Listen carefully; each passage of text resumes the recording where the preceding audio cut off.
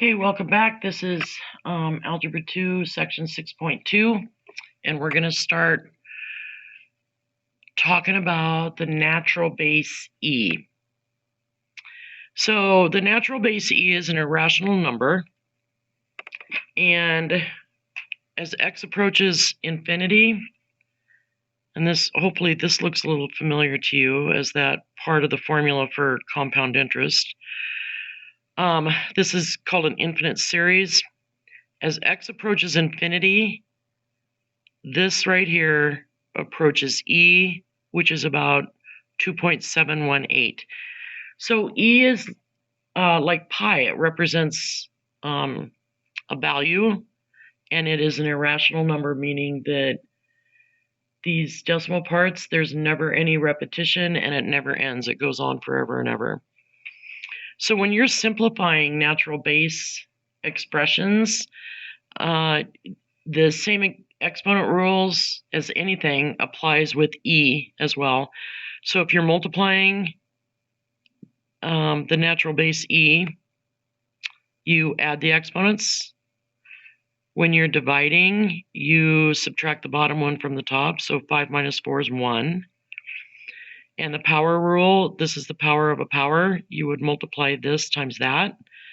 So actually the 2 goes to everything in here. So 3 squared is 9. And then you would have e to the negative 8x. Remember, if you have a negative exponent, you take the reciprocal of the base, which would be 1 over e, and then the exponent becomes positive. You're going to find the natural base e in a lot of growth and decay models, and it's used a lot in statistics and in finance, which we'll do a financial type problem. First of all, I want you to look at if you were to graph y equals e to the x. Oh, and by the way, you have, there's an e to the x button on the calculator, which is handy. Can you imagine having to do this with, you'd have to have a chart. You didn't have a graphing calculator. You guys are so lucky. Okay, so remember that anything to the 0 power is equal to 1. So if x is 0, then I know y is 1. And that's going to be true. That's a point on this graph, whether it's a growth or a decay model. And when x is 1, if you do e to the first power, you're going to get this. Well, it's an approximation. That's not the exact value. But anyway, that's what the growth and decay models look like. So remember when we did the compound interest formula? Oops, no, a. And 1 plus r over n times the n minus to the t. Okay, now we're going to look at, and this was if it was compounded a certain number of times a year, like every day, every month, quarterly, whatever. We use e, though, when we're talking about continuously compounding interest.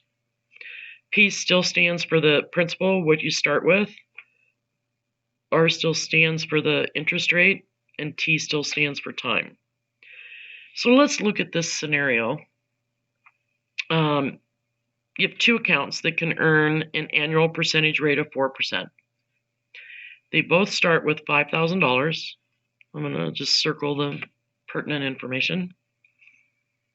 Account A earns interest compounded continuously, so we would use this formula.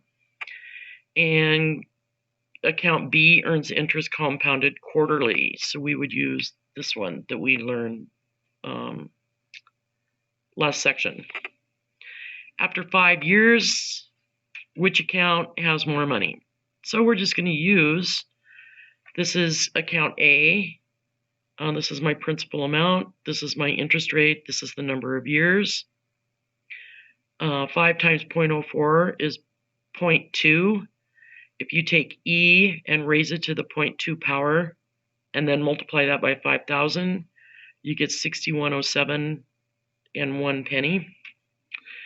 And then account B, we're going to use the compound interest formula.